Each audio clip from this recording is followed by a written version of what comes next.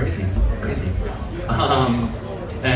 Really enjoyed the permissionless. How's everyone's permissionless going? Thumbs up, thumbs down. Seems like everyone's enjoying it. That's awesome.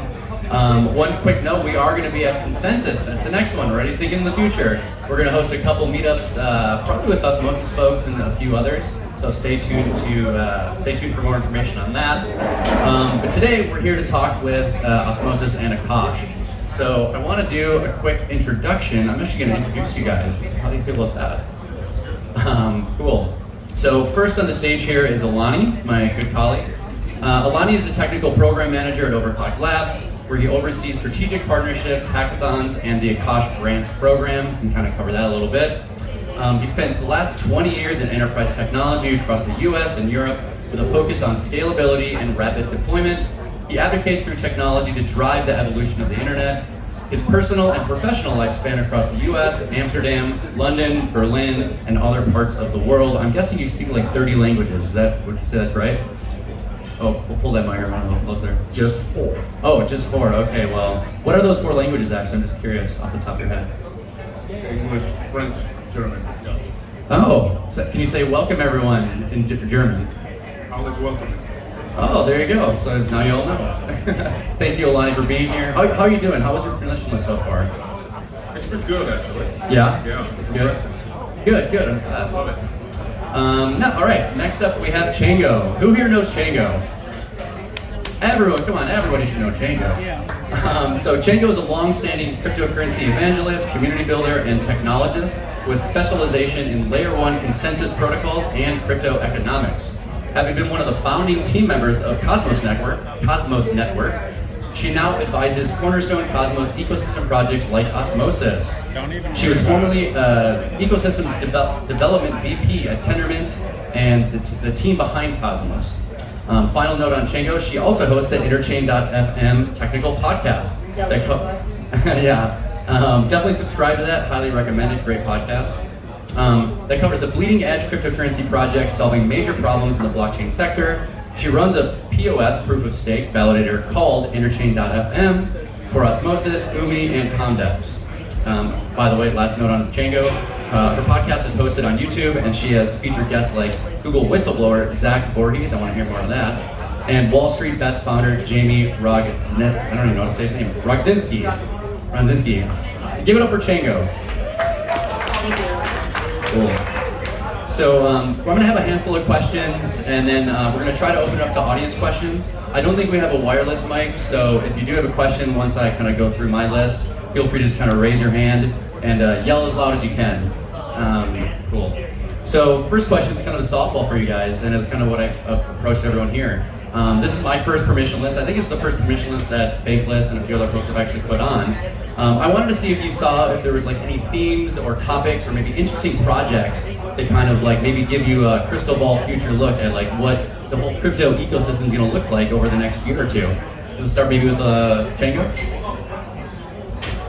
Yeah, so as part of the liquid staking panel, so lots of, I guess, DeFi on top of DeFi protocols that are coming up, so that's pretty exciting. You're going to be able to stake collateral and then have your collateral token and borrow against it, or vice versa. That's super fluid. Yeah, I kind of noticed that theme as well. Alani, what about you? Did you notice anything kind of interesting or kind of themes throughout the event here? Yeah, I think there's been a focus on regulatory requirements, having a framework in place that ensures that risk management is really approached in a holistic manner. So focus on risk is important, and I've seen a trending pattern throughout permissionless to that effect. Did you speak with any projects kind of working within that specific space, or is it just kind of like you've noticed in your conversations and folks that you've been talking with that like risk is kind of top of mind, probably given the past few weeks events, which elephant in the room, I don't know if you guys saw the past few weeks, there's been some things going on in the Terra ecosystem, but we'll save that for some other questions. But yeah, is that kind of what you've noticed, just like some projects working on risk, or just the theme kind of throughout? Well, the theme throughout, but there are some projects spoken with that really focus on risk, in some elements of KYC as well. So I think it's great to know that there are finally some adults in the room, because again, you can't control what you can measure. There has to be rules of engagement. Yeah. So I kind of want to keep with this theme before we kind of dive into Osmosis and Akash a bit more, because it is probably, you know, what everyone's been thinking about. I'm sure everyone's made the joke like, hey, I'll give you 1,000 Luna for this, and it's like, oh, you're son of a gun. So everyone's heard that joke this entire conference, I'm sure. But you know, given the recent events, specifically in regards to, you know, Luna, you know, the depegging, kind of everything that's happened there, do you think this is going to accelerate the regulatory environment in the crypto industry? Like, is Uncle Sam and other governments, are they really looking at this, going like, how can we solve this, or are they just like, well, that's on the crypto folks? So maybe we'll start with Alani and then move to Chjango. Well, I think they are, and that's simply because everything that's happened over the last 2 years. You know, just put some numbers out there. For those who remember Bernie Madoff, it was what, 62 billion? But what happened with Terra, when you look at the ripple effect, it's north of $100 billion. And that happened in 9 hours. You should all be concerned. So you just gave the geriatrics in Washington and the SEC the tools they need to craft regulation. Because if you don't act like adults, we'll treat you like children. And that's what's going on right now. So we have to figure out a way to self-regulate before those who have a 120-year head start do it for us. So shame on us for letting it happen. Yeah, I think that there's a lot to praise about this space for this propensity to experiment, but that being said, maybe some experiments should have been contained within a controlled environment. So, you know, Terra was obviously an experiment, and it failed in a really big way, and it hurt a lot of people. You know, at the same time, there's nothing to stop anyone from wanting to chase those lucrative gains. So at the same time, there should be a bit of self-regulation and risk modeling when it comes to systemic risks to a certain system. And so a lot of people did blow the whistle on Terra early on, but at the same time, you know, it either fell on deaf ears or people were saying, but what about, like, what if it does make it? You know, the potential for gains is so high. But we saw that the failure of that experiment was really catastrophic, and it brought down the entire industry with it. So, yeah. Hopefully we can self-regulate before people like Janet Yellen, who doesn't understand the space at all, comes in and says, okay, we're going to do some blanket regulation that just stifles innovation completely. Hopefully we can find a good balance. Yeah. And hopefully get Janet Yellen on your podcast. That would be an interesting conversation. What would actually, let's keep it on that. What would be one thing you'd ask Janet Yellen? Like, you know, do you understand blockchain even? I would ask her what kind of framework she is referring to, and she said that there should be some sort of financial framework around algo stables. Yeah, before Luna crashed, none of the regulators were talking about algo stables at all. I don't know if they were even aware of it. I know the SEC was following up on Terra, but now I think they've gotten the political will to get people like her to come in and do something drastic. Yeah. And maybe kind of final thoughts on this before we kind of move on to Akash and Osmosis related subjects is kind of where do you think we go from here? Like in your conversations throughout Permissionless, like for me personally, I was kind of expecting people like, oh, we're batting down the hatches, you know, we're reassessing everything we've been planning and building and all that, but I haven't really found that. I think people are really focused on like what's next, like what we're going to be building, and we're not slowing down. It's still speeding up. So what is your kind of thoughts on like where we go from here, like maybe as an industry? I know it's a big subject, but yeah, I just want to get your guys' thoughts on that. So I truly believe that, one, blockchain in itself and just the crypto industry, it's really a decision support system because the facts backed by consensus are incontrovertible. Now that being said, in making those decisions, you have to take into account every risk factor that comes into play. So where do we go from here is we have to come up with some way to self-regulate, whether it's to establish I like the term ICBM, because it just sounds very like dangerous. You're gonna cross it, but like an interchain, blockchain management commission or council or whatever you want to call it, that's empowered to sanction entities and individuals that engage in malfeasant behavior to ensure they don't repeat it elsewhere. Because you're one line of code away from the next rug pull, from the next scam, from the next terror, whatever you want to call it.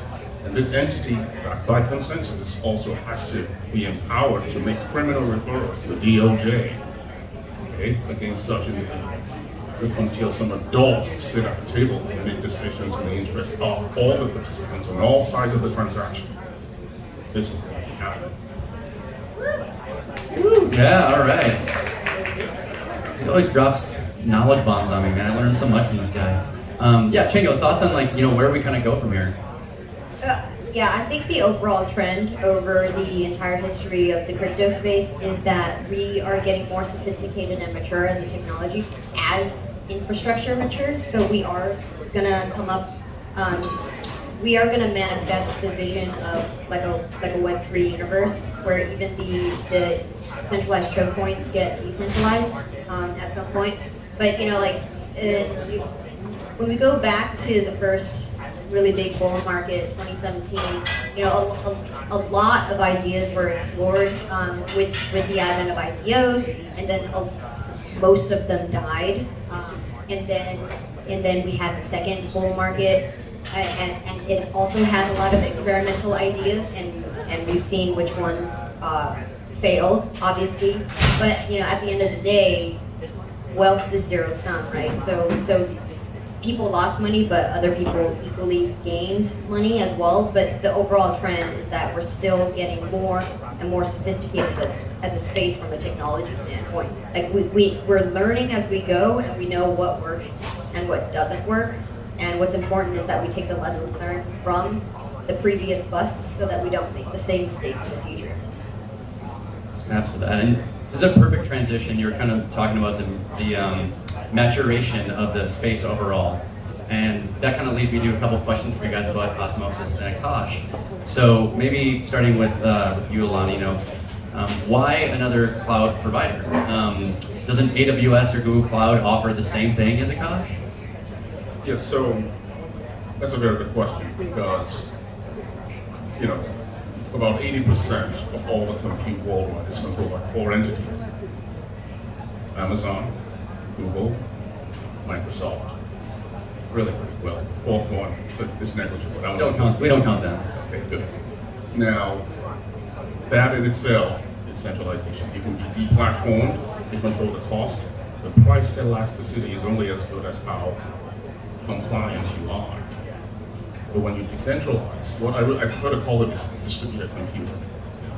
When you decentralize it, you realize that, wait a minute, backed by consensus, right? Anybody with the ability to become a cloud provider. So when you decentralize, you de-risk, and everyone is a participant, it becomes a shared responsibility. That's why you get another cloud provider. And it's not just for cloud, persistent storage, distributed compute, just about anything. The minute you decentralize, you eliminate the concentration of power. Because whenever you see the limit of power, you never get it back. We temporarily ceded our freedoms after 9/11. Have you gotten the privacy back? No. So same thing with cloud compute, right? So when we decentralize it, then everyone is a participant, and we're all incentivized because it's a shared responsibility. Right. Sticking really quickly on that point you're just talking about, would you say that Akash Network is like in a prime position to be the ultimate edge compute platform? Absolutely. That's just fact, right? Everyone likes that. It's just fact. If you think about what we do and how we've done it, where is everybody building on Akash, right? You see it every day.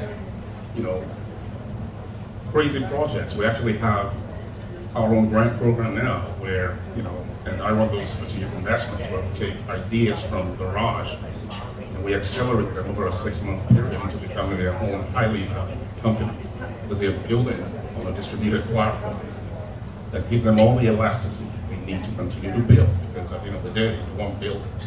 When builders can build, there's no limit to what they can do. That's why we're number one. Yeah. I have something to add about Akash. It touches on a subject that I'm really passionate about, which is this this need. So every layer of the internet stack is completely centralized. Like if you think about it, down like to who's hosting your domain name, to the domain name itself, to email, who's serving up your email, all of that at every layer of your business and your dApp's front end, it can be censorable at any single term point. So Akash is a really important protocol to be able to disintermediate giants like Amazon. But you can't do it without storage like Saya and IPFS, for example. And actually, Saya, they wrote a blog post. They were actually censored at exactly every single layer of the internet that I was talking about very recently, because, well, it turns out they are a decentralized storage system, and because it's completely permissionless, it does mean that phishers use this protocol to their advantage. And so what happened was it flagged Chrome, and Chrome said, "You're serving up malware. We're going to shut you down." Chrome just completely shut down their website entirely. And Gmail said, I guess they were using MailChimp, I think, but their emails were also shut down. Every link that was linked in their email was completely taken down. Like as soon as they sent it, to them it looked as if they sent the email, but to the sender it just didn't exist at all. And so, if the powers that be that control the internet today don't want you to exist on the internet, they can completely do so. And we saw this empirically with Parler, for example. It's I don't know how many of you have heard of Parler. It's the alternative to Twitter, but it's been dubbed as the right-wing social media. So, if people didn't want that to exist, well, it got taken down. Amazon took it down, Google took it down from its Play Store. If the powers that be really do not like you, or if you have an opinion that they disagree with, they can completely take you down. And so it's something like this is a matter of freedom of speech, and that's something that I'm really passionate about. And one of those pillars, Akash actually addresses. So it's actually an important protocol. That's my shill, Akash. Yeah, please. So Akash is like a game of whack-a-mole that you will never win. Okay, so self-sovereign, fully decentralized. You are on the platform. So the tick account here shows up over there. The tick account there shows up over there. You're taking it down. At some point, you just give up. So, as a protocol, that underlying philosophy of a self-sovereign, fully decentralized infrastructure, backed by the blockchain. Okay? When it clicks, that's why every dev is saying, "Hey, let's build on your protocol because this is actually cool." So maybe one quick follow-up to that around Akash, and then we can ask a few Osmosis questions. But for those that are unfamiliar, Akash just had a mainnet 3 launch where we released a few new features like fractional UAKT, which is kind of the economic incentives for using the network, persistent storage, and there's one other, I'm trying to remember what it is. There's actually two, but I remember the one that I want to talk, authorized spend, basically allowing other parties access to your wallet to run deployments on the network. With kind of some of these new features that I was just talking about, do you think that, would you say Akash is now at this point where it's kind of enterprise ready? Because I think a lot of the deployments you'll see are, websites, there are maybe some lightweight games, but with these new features, is it really ready for prime time? Do you feel like Akash is ready for that right now? Well, we've been doing it for quite a while, and as you know well, about half of the Cosmos chain runs on Akash. Juno, to name a few. So when you take that trajectory and folks now coming, even from outside of the Cosmos ecosystem, building on Akash, the fractional UAKT now, you don't have to spend just one AKT, the Akash token. You can actually fractionalize it, spending cents instead of dollars. On the other hand, you have where you can delegate your wallet. So a typical use case would be a Julian Assange, right?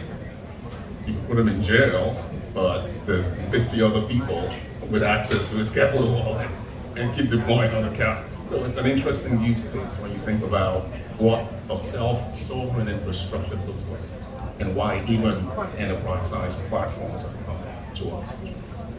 It's one of the things I appreciate about Akash, like you mentioned, 50% a lot of the projects are actually deployed in the Cosmos ecosystem on Akash. I don't know many other like L1s that have that type of service that does that. Anyone? Osmosis. I don't know. Yeah, I mean, a lot of validators that run Tendermint, which is the peer-to-peer stack for most of the Cosmos chains, use Akash to run Sentry nodes. And Sentry nodes is just like a DDoS protection layer. It's just like here's like a body double of me. You could attack this, and meanwhile, like the real me is protected. That's Tendermint Sentry nodes, and they use Akash for that. I need one of those for my personal life. Too many people bother me. Yeah. I think we all do. But Kathy had a lot of them. Rick and Morty. Rick has a lot. I love Rick. They haven't touched on crypto yet, have they? In any of those shows? You know, any crypto shows? Man, they really need to. You know, that's gonna be awesome. Crypto and South Park. Yeah, I'd be into that too. So Kenny would die. keeping the trains on the track. I could talk about Rick and Morty all night. Kind of moving over to Osmosis. Similar question to how I kind of kicked it off around Akash with Alani. You know, why, you know, in other decks? Like, what does Osmosis offer that, you know, some other decks really don't provide? Yeah, Osmosis is its own app chain. I don't know how many of you guys use Osmosis? All right, well, let's get that number to 100% here. You guys should all try it. Osmosis runs on its own app chain. It's a Cosmos SDK chain. It has the deepest liquidity, most TVL, and highest daily average volume on like all Cosmos chains. So yeah, just try it out. Because it runs on its own app chain. It's not privy to the governance of any other chain, like Ethereum, for example. If Ethereum has to deal with a merge, then Uniswap, for example, needs to deal with that. They have to migrate accordingly, and it's just all that nonsense. Osmosis doesn't really have to deal with any of that. And if you want to launch an app on Osmosis, you could basically benefit from all of the IBC connections it already has. It's the sort of hub chain in Cosmos that has all of the IBC connections to it. So yeah, you don't have to build any of that yourself. Kind of just benefit from that downstream of it. That's if you've launched like a tiered app, for example, you can come over and do grants. I remember you and I were talking before the conversation here, and you were on a panel yesterday at Permissionless, and the topic of superfluid staking and liquid staking kind of came up.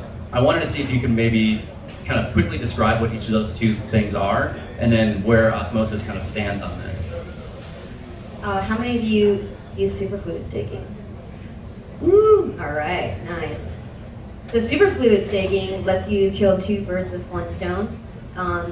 Basically, you earn two yields with one collateral, basically. So if you want to put in your Atom and Osmo in the Atom Osmo pool, you get liquidity for LP tokens. It's called GAM, and then that GAM allows you to stake your 50% of the Osmo in that pool back to the Osmo chain to lend security back to the chain. And so you're earning the staking yield from Osmosis and earning the yield farming rewards from LP in that pool.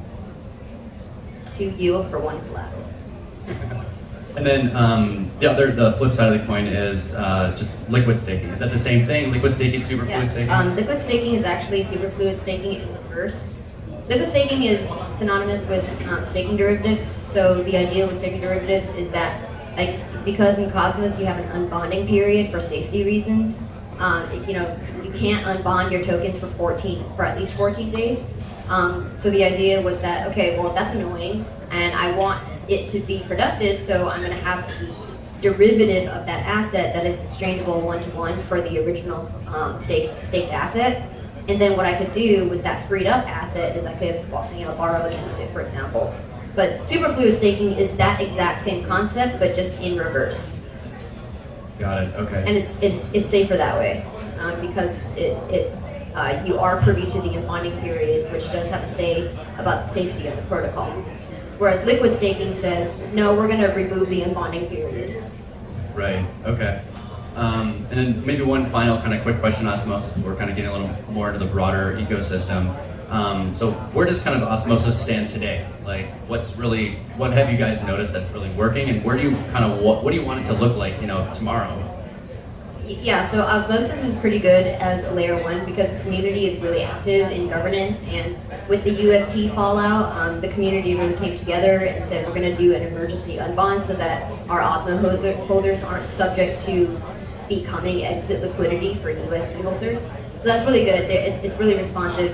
And that being said, it's decentralized enough such that there's not any single person that has unilateral control over it, like some other layer 1s that we have seen. Those other layer 1s have singled out certain people, certain individuals that use their blockchain and actually reorged them out of the chain, basically reorg their value out of that chain.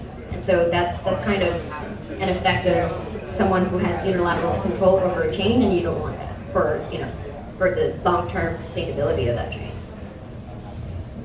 So kind of pivoting it over to actually a community question. This is someone I was talking with earlier they wanted to bring up. So specifically within Cosmos, and maybe it could be for both of you, but how do you think validators should be organized within the Cosmos ecosystem? Should there be a validator framework in place to ensure a healthy balance between the number of validators relative to voting power? Big question. So, this is something I'm militantly concerned about because... Militant, ooh. No, really. You have the most validator programs are evolving into becoming oligarchy, where certain my vote carries more weight than yours. No, directly at you. She's like, what are you talking about? So, so at Akash, for example, we have a framework in place where we manage our validators, and that's evolving into ensuring that one, there are rules of engagement, participation, visibility, being part of every proposal, providing feedback, and being active and visible as a validator. You were part of Mainnet 3 that launched, and we had one of our biggest validators pull a no-show. And we had to come down hard because, wait a minute, you can't not be a part of the program. So I think overall across the Cosmos ecosystem, there also needs to be a framework in place that ensures that validators behave a certain way, their accountabilities and a shared responsibility based on the role that you have chosen to play. What? Yeah, so actually in Cosmos there's more of like a direct democracy too. Like when you delegate to a validator, you do inherit their vote, but at the same time you could override it as an individual.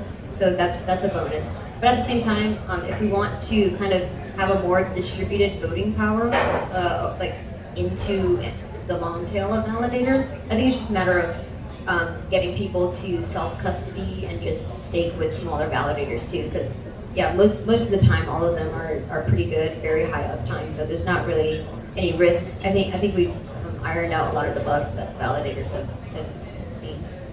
Yeah. So we won't, I don't think I'll preface this question with like not really diving deep into like the technical intricacies between different L1s, but we're at permissionless. As everyone knows, the Bankless folks kind of helped put this together, who are fairly passionate about the Ethereum ecosystem. And we're kind of all on the Cosmos side. So I would say one of maybe the main concerns about other L1s outside of Ethereum is decentralization, right? There's validators and it's different in Ethereum, right? So what would you say to people that say Cosmos, it's fast, it's reliable, transactions cost less, but it's just not distributed enough? Like, is there room for another L1 like Cosmos? Should it exist? So I think the Cosmos Hub should be considered like a layer 0 because the Atom is intended to provide staking or security for other chains that it is interchain staked with. But then, Cosmos is the only ecosystem that has a different thesis than everyone who's following the Ethereum thesis. There's been sort of a Lindy effect on EVM chains, and that's what every L1 has been doing. But Cosmos is saying, no, you should build your own app chain, and you should connect each app chain with IBC. So the IBC network and the EVM network are currently kind of mutually exclusive right now, except for a few bridges here and there. But eventually, the hope is that more people build app chains in this sort of interchain paradigm, whereby you're not doing this multi-chain thing where every chain is connected by ad hoc bridges. You can't really hope to standardize in that way. The only way that we could create an interchain or an internet of blockchains is if you have like a standardized communication protocol, and the hope is that IBC becomes that communication protocol. And for the IBC ecosystem to be architected in such a way that is more peer-to-peer. So, you know, the Osmosis chain could be connected to Akash, and it's connected to, you know, app chain B here, and that chain could have two different connections to other app chains. And so if you look at the architecture, it looks more like the World Wide Web itself, instead of, you know, centralized servers like Ethereum and, you know, so Ethereum is kind of like a hub, and then Avalanche is kind of like a hub, and they're all connected to each other, kind of like a client-server model. But what we're hoping the interchain becomes is more like a peer-to-peer network of chains. So that's the internet. Sorry, I didn't explain that too well right now. I got it. Okay, I hope you guys picked that up. Thumbs up from that guy. And that's where Akash comes in. Because everything's just destroyed. That's what we do. Winning. Yeah. Do you have anything to kind of add to that, like thoughts on, you know, Cosmos, Ethereum? Yeah. No, I mean, I'm in agreement with her because that's why Akash is doing what we do to enable that interchange, decentralized ecosystem. And you have ecosystems within systems, as we've seen with Praetora, we've seen with Akash Audit, we've seen even Akash was deployed, they're building their own ecosystems within the Cosmos ecosystem. So that interchange connectivity and interaction now becomes real. It's no longer a white paper, it's a case study. So that's why I'm very happy to have builders in the room as well. And unfortunately, it took a disaster from last week to get the builders finally stepping up again. So all the noise is moving out. Let's keep building. So I kind of have one final question. So if folks listening here have questions for these guys, I'm trying to figure out the best way to maybe do it. We don't have a wireless microphone, do we? I'm looking over, he doesn't hear me. I don't think we have a wireless microphone here. So if you do have a question, maybe just like come up here and yell out your name, and then I'll hear it and I'll respond and ask these questions for the guys. But I actually wanted to turn the microphone back to you guys and see if you guys had questions for each other. Yeah, how does that feel? What? Can we take questions from the audience? Yeah, maybe we'll switch to the questions from the audience. Yeah, is there any? Yeah, come on. You can yell it out and I can repeat it. Just a question about superfluid staking. Question about superfluid staking. How exactly does it work when you have your LP token, you're taking your 50% Osmo, and you can use that to secure the network? Well, what's the mechanism through which you're actually your 50% of the LP token is actually securing the network? So the chain itself is just aware of that, and on the user side, you're just clicking a button that says enable superfluid stake, and then it does it automatically for you. So yeah, all it does is the chain recognizes that an LP token is now staked, and then that counts as your receipt for how much Osmo is there, and then they're going to credit you against your staking percentage.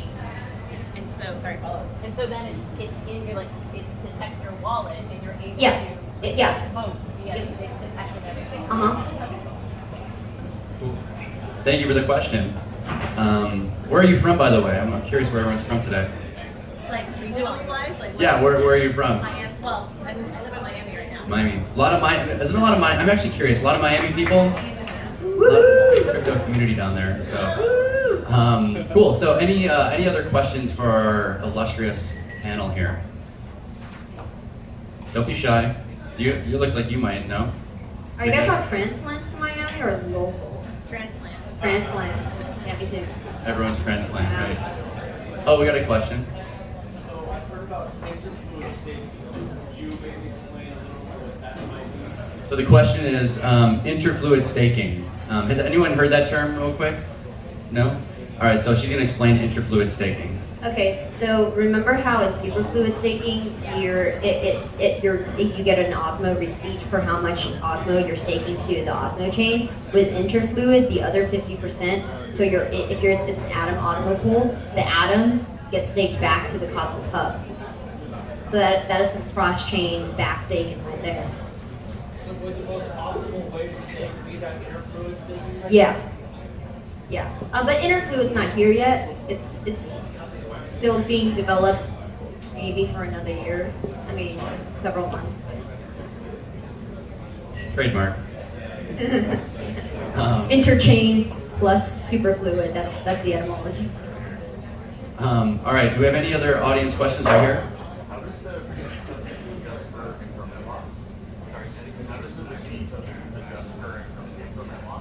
How does the receipt token adjust for impermanent loss? And one other question, sorry, is do you ever plan on offering early unbonding from an LP?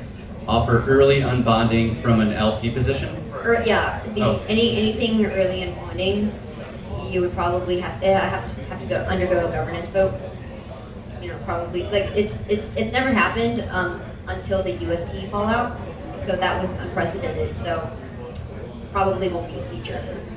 First time I've heard the term black swan event, actually. I didn't know that term until Oh yeah. all that. 2008 financial crisis was a black swan event. Devastating. Great movie, though. Natalie Portman at her finest, I'm telling you. Oh, we got another question? So why is Osmosis avoided being listed on centralized exchanges? Why has Osmosis avoided being listed on centralized exchanges? And Related, what does the onboarding process look like for getting mainstream on Osmosis? what does the onboarding process look like for getting mainstream, you said? Yeah, just getting retail onboarded on Osmosis. Getting folks retail, or getting retail folks onboarded onto Osmosis. What does that process look like? Got it. Okay, so before the UST fallout, UST was actually a pretty. It was acting as the gateway, the on-ramp into Osmosis. But before that, so it would be the Atom. Yeah. So you get Atom on a centralized exchange, and then you send it to Kepler, and then through Kepler, you deposit it into Osmosis. And in that one transaction alone, you've done a cross-chain transaction because you've moved Atom off of the Cosmos Hub and onto Osmosis chain. What was the other question? I'm curious what the onboarding strategy is because you have avoided centralized. Oh yeah. Yeah. So the idea is like we want Osmosis to be a sort of like self-sovereign chain, and so it's kind of the source chain for its token. And so if we're using other gateways into Osmosis, it gets to control more of its stake on its own chain. The other issue with centralized exchanges listing your token and then having them act as the on-ramp into your DEX, it's a DEX, right? So they are competitive as well. And what centralized exchanges tend to do is they tend to offer staking through their UI, and through that they kind of concentrate the voting power on their own node, and then they don't really contribute anything back to the ecosystem. Yeah. Another question? Since the term proposal that might be passed is now sunsetting UST entirely, what's going to be the stablecoin choice on Cosmos interchange?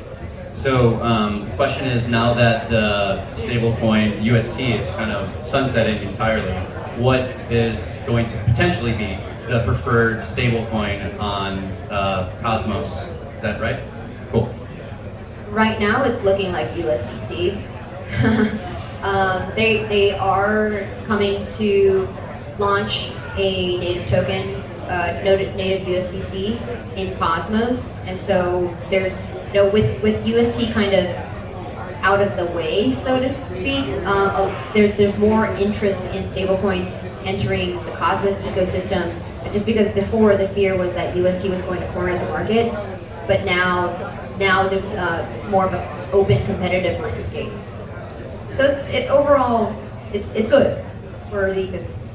You have options. Alani? So I was. Well, not for UST holders, sorry. Not for. Alani, anything to add to that, Alani? All right, go ahead. Oh no, I was like, So I have a very unique perspective on peg tokens. One is, does every project need a token? You know, everyone wants to launch it, but that's a whole other conversation. But more importantly, the issue with, you know, pegging to the US dollar and all that. Again, it goes back to having a governance framework in place, okay? Because what happens is, when you peg to a currency, that currency is your tie to Wall Street.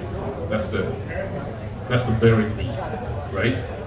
Now, the national currency is backed by a government and institutions of state with a standing army ready to fight to defend that currency. That's where value comes from. The same way when you mine gold, you need skills, tools, and infrastructure. It's not easy, otherwise it's going to make it out of thin air. So when the Fed and the government tells you, oh, we want to put all these policies in place to protect the full faith and credit of the government, that's BS, because you, the working taxpayers, are the full faith and credit of the government. Okay? So before we start pegging this and pegging that, we need to have rules of engagement, because that's where value comes from. We can just mint 6 trillion tokens in 9 hours. You've done that which you started out against. The same way the government can print dollars out of thin air. That's my goal. And I snaps to that, and I would say maybe kind of in wrapping up, unless anyone has any other questions. Looks like it's getting like a little rowdy here. Everyone's getting excited. It's all about coordination, like Kevin O'Walker happy hour says. time. It's happy hour time, exactly right. So I think with that, we're going to wrap things up. I want to thank all of you, first and foremost, for attending this. We know there's tons of stuff happening at Permissionless, so we really appreciate you guys coming. I want to give a big shout out to the staff here at Copper Blue. Can we give a round of applause for the staff? These guys have been awesome. A big round of applause for the Osmosis folks that have been checking people in. Let's thank those guys for doing that. And finally, a big thank you and round of applause for Alani and Chjango for joining today. Learned a lot from you guys, so thank you guys so much. Having us. And with that, we're going to see you at the next one. Thanks for coming, everybody. Enjoy. Yeah, I hope you guys are all super fluid stake and sure to delegate at Interchain FM. Plug.